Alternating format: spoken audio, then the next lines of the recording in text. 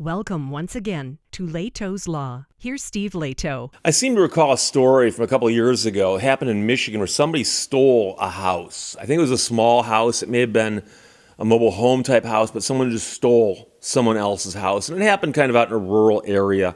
And I think they eventually located it, but that was a while ago. But Dave sent me a note, and this is a short story, but it's out of Georgia. Georgia man arrested for stealing his neighbor's front porch. Now, it says a neighbor's entire front porch.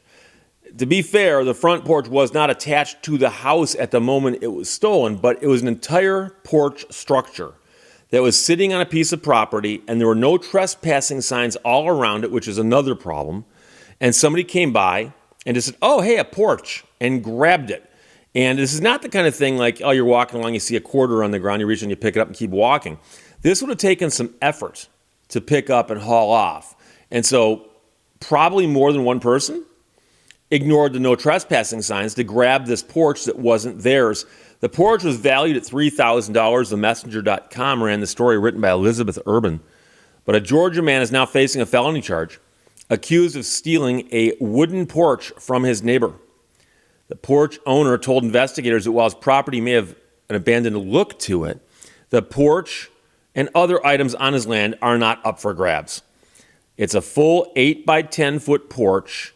It would be what goes onto a house for entry and exit, according to the investigator for the county sheriff's office speaking to Fox 5 Atlanta. It was very well constructed. So the person who was arrested here allegedly walked past several no trespassing signs and took the porch, which was not attached to a home at the time of the alleged theft. Now, some people may shrug their shoulders and say, well, it's not that big of a deal. But when you take someone's property without their consent and the value of the porch is $3,000, you can't just go and take stuff off someone's property. And again, the no trespassing signs should be an indication that there's some kind of hint.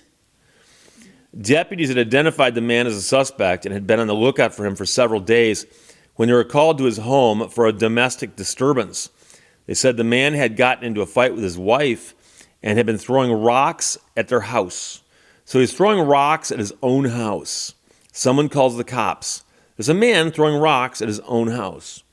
He was charged with 2 counts of domestic violence, including battery, and in addition to 1 count of felony theft for stealing the porch. So he would have gotten away with it, apparently, if he hadn't been throwing rocks at his own house. Now, I'm not sure why it's amusing when people in the news who are accused of crimes do silly things that get them caught.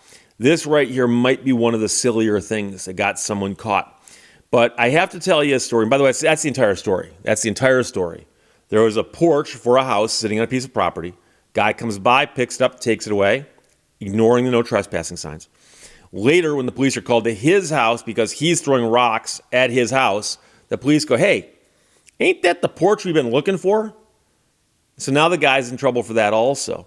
But it reminded me of a story. A very good friend of mine has a canoe, much like mine. It's a Grumman canoe. I think his is shorter. I think it's more like a 15-footer. I've got a 17-footer. And he was rearranging his garage one day. So he had a bunch of stuff in his garage. He needed to get something out, so he was unpacking his garage.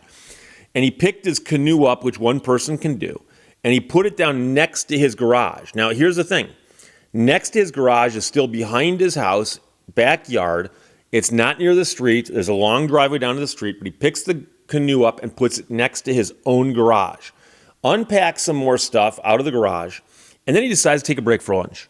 Goes inside his house, eats his lunch, comes back out, and immediately notices his canoe is gone. Now, where'd it go? So he sees a neighbor on one side who's been doing something in his backyard, and he walks over and he goes, "Excuse me, did you see what happened to my canoe?" And the guy goes, "Oh yeah, your other neighbor took it." My friend goes, "What?" He goes, "Yeah, the neighbor on the other side of you, when you went inside to get your whatever you went to do, when you went inside, the neighbor walked over, picked it up, walked across, and put it in his garage and closed the door." So my friend goes, "Oh, thank you." Walks over, knocks on the neighbor's house, and the guy answers the door. "Yeah?" "Did you take my canoe?" "Oh, yeah, I did. I thought you were throwing it away." No, I'm just rearranging my garage. Oh, okay. Well, it's in my garage now. Hang on. A guy comes out, opens the garage door, and goes, there you go. So my friend picks up his own canoe out of someone else's garage and carries it back and puts it next to his garage. Now, you might say, Steve, common misunderstanding. He assumed it was being thrown away. In that case, why don't you walk over while the guy's still working and say, excuse me, are you throwing that away? No, he waited till my friend went inside, ran over, grabbed it, put it in the garage, and closed the door. Which are, by the way, are all the things that you'd be able to explain to the police to explain why that was stolen, not mistakenly taken. So in the case of the Georgia man, you've got people walking past no trespassing signs. Now, I've talked a little bit about this in the past. I haven't gotten heavily into it. But in most states, if you put up a no trespassing sign and someone walks past it, that's actually a crime of trespassing. Now, I understand... I understand that this is a really heavy concept that right now people are screaming and yelling about, saying, Steve, that can't be true because that sounds real complicated. No, trespassing is actually one of the oldest wrongs that we have in the law. If you go back and read cases from the 15 and 1600s written in the old style of English, you'll see stories about trespassing being talked about in court. So over the years, that law has evolved, but it's remained there. And so if you own private property, you have the right to enjoy it yourself and the right to exclude others from it. And people who violate your exclusive right to that property are trespassing, particularly when notified they're doing so. Now, some states say that you must put up signs. And once the sign is there, people are on notice because otherwise they can make the argument, I thought it was public. I thought it was public. And I can tell you that in the past, I've owned a piece of property that had bright yellow signs. No trespassing, private property, keep out. And I've encountered people on my property. And I've walked over and said, can I help you? No. Well, you're on my property. I am? Yes. That yellow sign you walked past over there says no trespassing, keep out private property. I didn't see that sign. You're telling me you did not see a sign that was this big, bright yellow, on a post this high, that you walked right past. You didn't see it? Oh, that yellow sign. I can't read it from here. Yeah, no, we're on the wrong side of it. As you approach it from where you came from, you walked right past it. It says no trespassing, private property, keep out. I had a guy actually say to me, he goes, well, I thought that sign was old. I thought it was old. I said, number one, it's not old. I put it there myself about a month ago. Number two, is there a law that says that when a sign hits a certain age, you can ignore it? Do you blow through stop signs going, that sign's old? It's been there a while. It's old. I can park here. That no parking sign is old. It's old. Have you ever heard of the concept where the age of a sign matters? So I actually asked the guy, I said, so how young does a sign have to be for you to believe it? The guy's like, well, you don't have to get mean about it. I'm sorry, I'll leave. Now, obviously, you're going to leave. That's not the problem, okay? I'm just baffled and dumbfounded by the fact that you walked past a bright yellow sign that says no trespassing in broad daylight, and I walk up to you and say, excuse me, you're on my property, and you act like I'm somehow wrong, okay? Broad daylight, bright yellow sign, no trespassing. What do you think that means? And no, don't give me this, I thought the sign was old.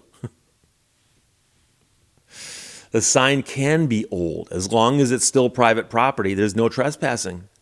And I remember when I was younger and I used to see signs that said no trespassing. I said, well, wait a second. No trespassing implies that without the sign, trespassing is allowed. But if it's allowed, it's not trespassing. And that's just a weird quirk of the law. And that is that they've determined that a long, long time ago, you got to post a sign that says something. Now, you could post just private property, keep out. But no trespassing is the phrase that most people recognize as being the legal keep out.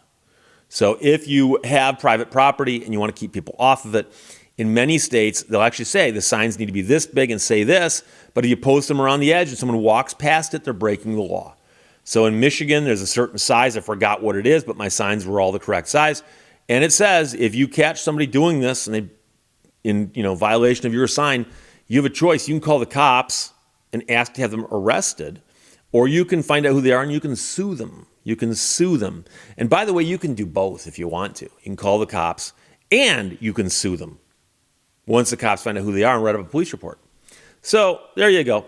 But Georgia man arrested for stealing his neighbor's entire front porch. And because he's the criminal genius that he is, he didn't get caught until he started throwing rocks at his own house. So Dave, thanks for sending the story from themessenger.com. Elizabeth Urban wrote that, and that's the story. The porch was valued at about $3,000. So it was a mighty fine porch. Questions or comments, put them below. Otherwise, talk to you later. Bye-bye. Thank you for watching Lehto's Law. The website you seek cannot be located, but endless others exist.